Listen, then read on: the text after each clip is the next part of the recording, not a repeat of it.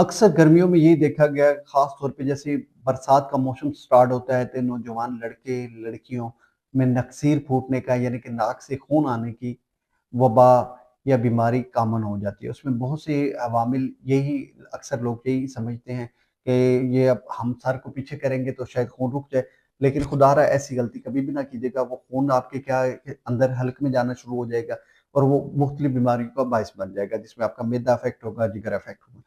کبھی بھی آپ کے ساتھ کچھ ایسا سین ناک سے خون نکل رہا ہو، نکسیر پھوٹ چکی ہو، تو کوشش کیجیے گا سر کو جتنا نیچے کی طرف آپ جھکا سکے اتنا جھکائیے گا، اور ہو سکے اگر برف آپ کے پاس اویلیبل ہے تو سر کے پچھلے حصے پہ آپ نے برف کی ہلکا ہلکا مساج کرنا ہے۔ اگر یہ بھی پاسبلٹی نہ ہو تو ٹھنڈا پانی اگر مل جائے تو سونے پہ سہاگا ہوگا، اس سے استعمال کر لیجیے گا۔ سر میں پانی ڈالیے گا تاکہ آپ کا جو مائنڈ کے اندر بلڈ ہے وہ سلو ہونا شروع ہو جائے، اس کی فلو کم ہونا شروع ہو جائے۔ اس کے علاوہ آپ کے ساتھ ایک اور اس کا طبی نسخہ، دیسی نسخہ آپ کے ساتھ شیئر کر رہا ہوں۔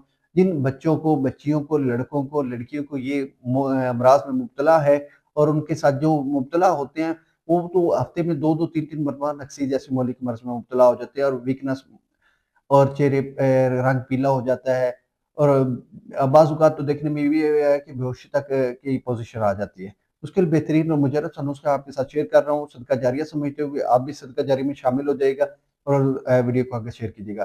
کرنا آپ نے کیا، دھنیا خشک 10 گرام لے لیجیے گا، سونف 70 گرام لے لیجیے گا، دھنیا خشک 10 گرام لے لیجیے گا، سیاہ مرچ آپ نے 10 گرام لے لینی ہے، انار کے خشک چھلکا آپ نے 10 گرام وہ بھی ایڈ کر لینا ہے، تلسی کے پتے خشک 5 گرام وہ بھی ایڈ کر لیجیے۔ تمام اجزاء کو 2 کلو پانی میں ڈال کر اچھی طریقے سے ابال لیں۔ جب پانی 1 کلو رہ جائے تو اسے اتار کر چھان کر شیشے کی بوتل میں سنبھال لیجیے گا۔ 2 چمچ صبح، 2 چمچ شام، حسب ضرورت یا حسب ذائقہ اپنی چینی ایڈ کرنا چاہے یا مصری ایڈ کرنا چاہے تو اس میں پابندی نہیں ہے۔